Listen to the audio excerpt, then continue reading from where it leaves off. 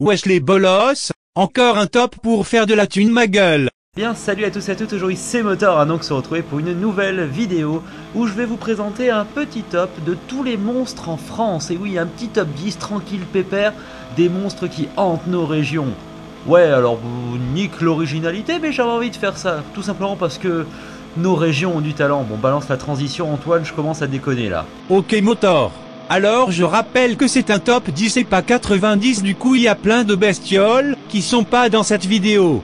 Avant que vous petiez un câble dans les commentaires, oui la bête du Gévaudan n'est pas présente dans cette vidéo car Motor a déjà fait une vidéo complète sur la bestiole, le lien est dans la description. Allez go. Numéro 10, commençons assez gentiment avec le Barbegazzi. Alors qu'est-ce? C'est un gnome aux gigantesques pieds qui vit dans les Alpes et qui a un délire assez chelou, c'est de faire du surf sur les avalanches. Et de temps à autre il hurle afin de prévenir les montagnards d'un danger imminent. Ouais, c'est plutôt cool les gnomes en fait. Numéro 9, on va parler du Gers avec Ramponneau et Barry Cafard. Alors qu'est-ce? Bah c'est très simple, dans le Gers tu vois il y a plein de puits. Mais alors plein de chez plein de chez plein. Du coup, il y avait ces deux monstres qui vivaient au fond des puits et qui attendaient que les gamins aillent chercher de l'eau. Et puis quand ils voyaient le gamin, bon bah ils lui sautaient dessus, ils le faisaient tomber dans le puits et ils terminaient en shish kebab. Enfin le gamin gersois, hein, pas le monstre. C'est sympa le Gers, hein. Je vous conseille de visiter si vous avez vraiment rien à foutre.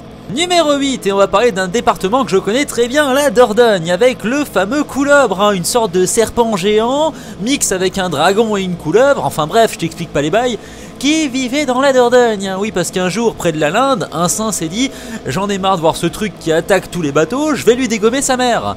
Du coup, Saint-Front, oui, parce que c'est comme ça qu'il s'appelle, a déglingué le serpent géant. Et depuis, on a construit une église au nom de Saint-Front. Et puis voilà, quand tu vas sur la Dordogne, il n'y a pas de serpent géant. Juste des très gros silures et des Anglais en canoë. Ouais, c'est cool aussi.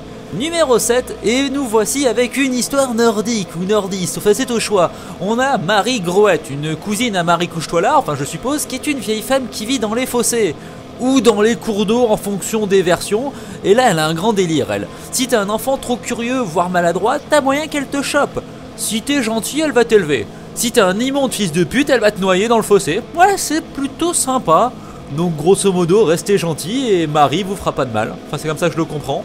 Numéro 6, le loup drapé. Alors comme son nom l'indique, c'est un cheval qui est blanc comme celui d'Henri IV et qui vit dans le Gard et en Camargue, des endroits que je n'ai absolument jamais visités. Et quel est le délire de ce cheval?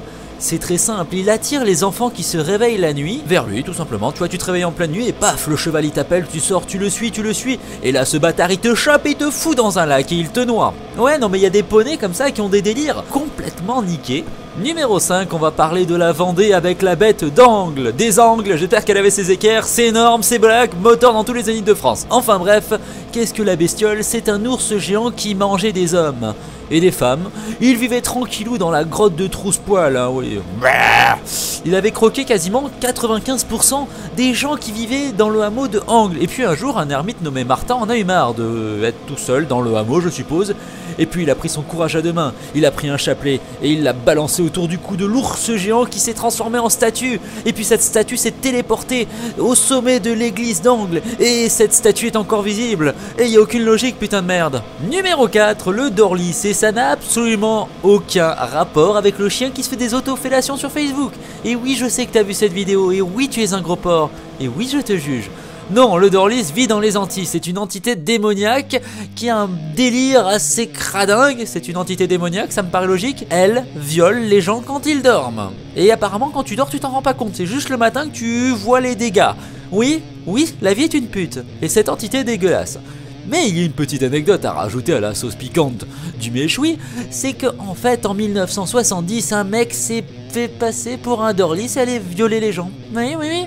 Il y a vraiment ce genre de personnes qui existent encore. Numéro 3, allons faire un tour en Bretagne, un endroit où il pleut absolument tout le temps. Et c'est pas du tout cliché.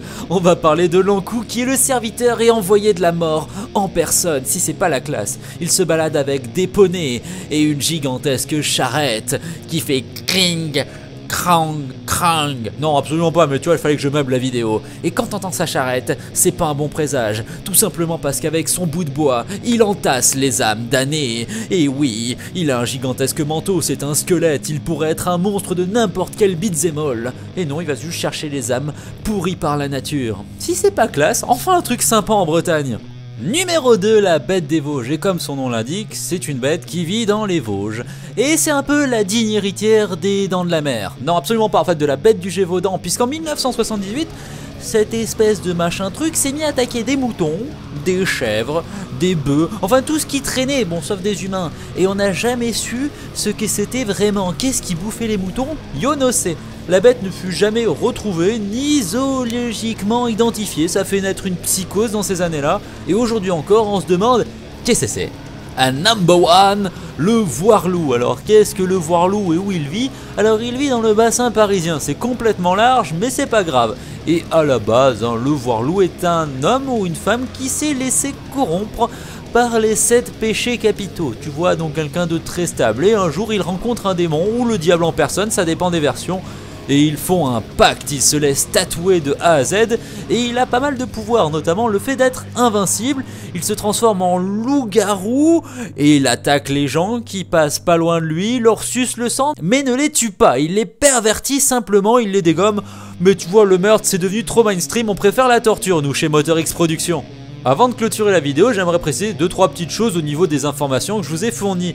Tout simplement, ce sont les versions qui sont revenues le plus souvent à mes lectures, puisqu'en effet, vu qu'on parle de créatures, de régions, etc., de folklore local, il y a 200 millions putain de versions, c'est-à-dire qu'en fonction des endroits où on trouve, la bestiole, elle a pas les mêmes pouvoirs, elle a pas les mêmes trucs, elle a pas mangé les mêmes personnes. Enfin bon, j'espère quand même que cette vidéo vous aura plu. Sur ce, prenez soin de vous, à plus, à bye, pensez à vous abonner, à liker, à commenter, à partager. Bref, salut, et visitez la France, il y a plein de bestioles sympas.